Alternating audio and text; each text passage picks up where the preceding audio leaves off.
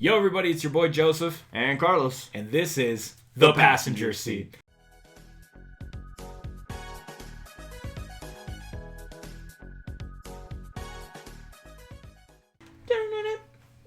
Okay, so, Carlos, what do we got in store for our viewers today? So, we thought we'd go ahead and talk about the GameCube, one of the original consoles that came out, at least when it didn't come out when we were born, but This is the one that we actually grew up with. I mean, the first console I played was the Nintendo 64, but honestly, this is the console I grew up with, the GameCube. Yeah, it's one of those consoles that we actually owned. Quotations. Owned. Oh. Yeah, because, you know, your parents got it for us. But, like in my case, where my older brother Gio, he owned I think he owned every single console from the Magnavox Odyssey all the way to the PlayStation 2. Yeah, so I had access to everything. I didn't start that early. I did not. Yeah, but hey, the GameCube. So yeah, we thought we'd just bring it up because it's such a legendary console, and I know a lot of people who were born in the 90s are gonna remember this console. A lot of great games came out of it. The controllers, obviously, you know. So a lot of things were unique. Both with the disc. Yes, the disc was super small. The disc was proprietary of Nintendo just because they wanted to avoid piracy and stuff like that. And the controller is basically the template that they use for the controllers following. Yeah. Couple things. The release of the GameCube was actually September 14th of 2001, at least in Japan. But for us in the United States, November 18th. November 18th was our release date. I don't know if you guys remember that. Probably not. But so, hey, yeah, if you do remember it, you a real one. You're also pretty old. So we'll just throw in a couple of fun facts here, and then we'll go ahead and talk about some of the games. Okay, so originally Nintendo started it to try to, you know, jump ahead from the predecessor of Nintendo 64. Not saying that Nintendo 64 was bad, but the reason they moved on to the GameCube, you know, you gotta move on from consoles, was the GameCube, the shape of it and everything that has inside has a lot more, I guess, power, or I don't know how you say it, like it can handle more. It had a lot more computer stuff in it. Nintendo 64 was so light, there was nothing in there. Yeah, the processor was better and everything. Thank you. GPU, CPU, or whatever. Yes, exactly that. It started out as a fun little nickname called Project Dolphin because inside the GameCube, as the what do you call that? The CPU.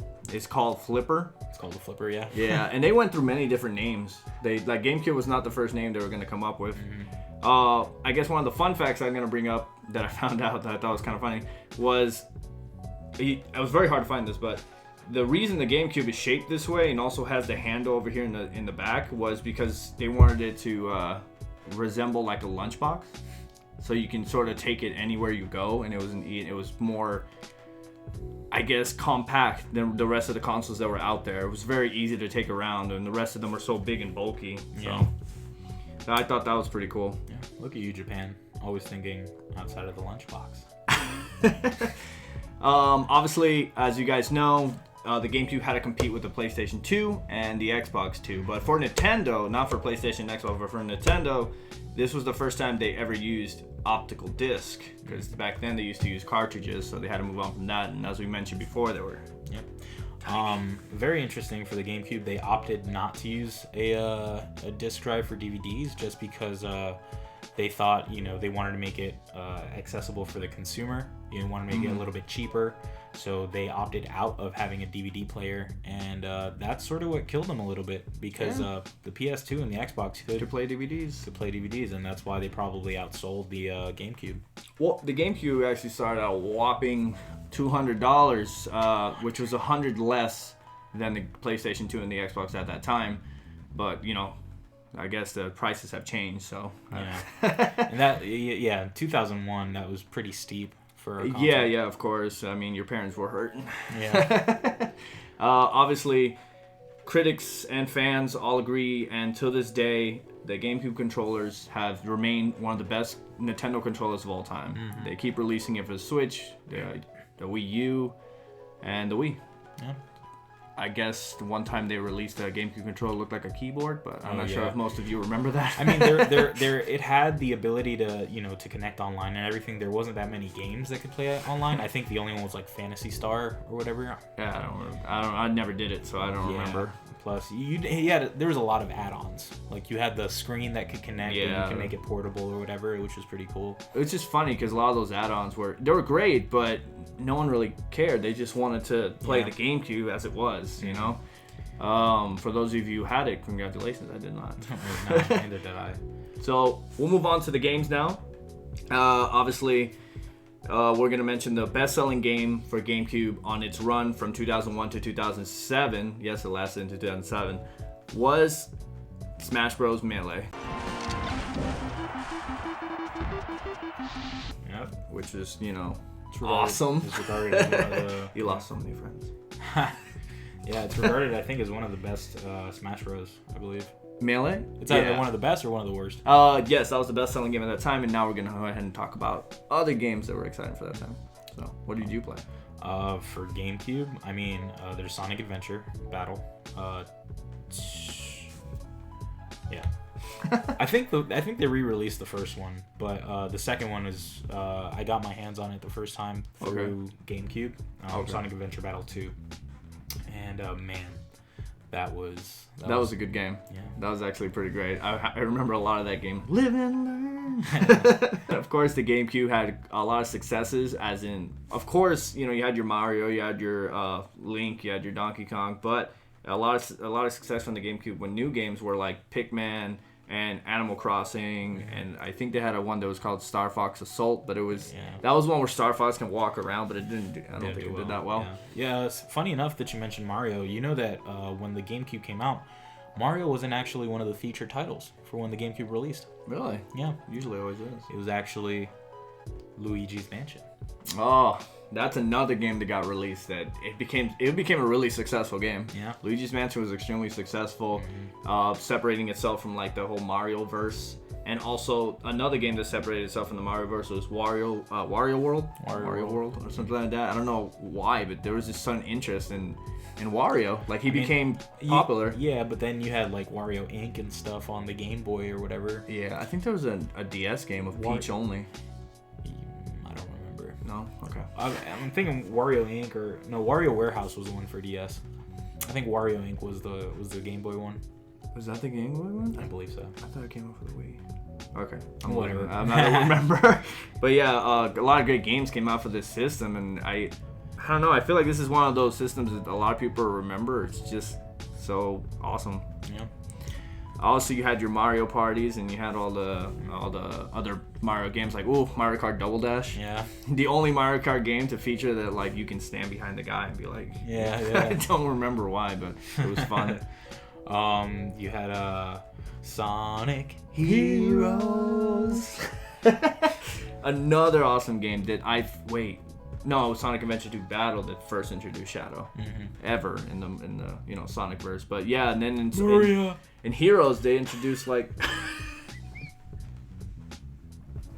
didn't they introduce like the rest of those characters? Yeah, the crocodile and Vector. Was his name Vector? Vic, I don't know, something like that. The crocodile, the little Bumblebee, and then the one that had a horn. I don't know what animal that is, but I think it was a chameleon. I'm pretty sure he turned invisible. Okay. I think so. A horn chameleon or something? Chameleons have horns. Okay. I don't know my fauna. But yeah, and speaking of which, there was a couple of terrible games for the GameCube that did not do that well. That they tried their best, and one of the games that we're talking about now, Sonic Heroes, the Sonic Adventure 2 Battle, and first introducing Shadow was Shadow's the Shadow the Hedgehog, his own game, which was something else. Like when it first released, I think a lot of like the emo generation was like, oh my god, yeah, it's like he had like a feel the darkness in me. He had a motorcycle. They introduced handguns. It was like dark and did not do well. I think they remade it for the Wii because I remember playing it on the Wii. Really? I think so. Yeah. I didn't think they even would try. Yeah. I think I had other unsuccessful games. I just can't remember them right now because they're unsuccessful, so it's hard to remember them. But obviously, as we talked about, one of the biggest games for the GameCube was Super Smash Bros. And I have a lot of memory of that, man. Playing it with all my friends. You would bring it to school. Oh, we used to play it a lot at your house. Yeah. It was pretty great, honestly. And I remember there was a lot of competition. And I think it really, it started in Nintendo 64, but I think the GameCube was the one who really started like the tournaments and the competitions and like people like really got into it. Yeah. Who was your main on Smash? It was Luigi. Sorry. I love Luigi. Obviously, I played Luigi's Mansion on here too, so that was pretty great. Yeah, I think my main for GameCube, I think it might have still been Ganondorf. Ganondorf? Yeah. Wasn't he first introduced for the GameCube though, or is he in the Nintendo 64? No, he was on GameCube. He was on GameCube. Yeah, that's what it was. Yeah. It was either Ganondorf or Mewtwo. Mewtwo was for the GameCube. That's true. I think he was in 64 too. Mewtwo? I think the only ones in 64 that were released on the side was like Luigi, Captain Falcon.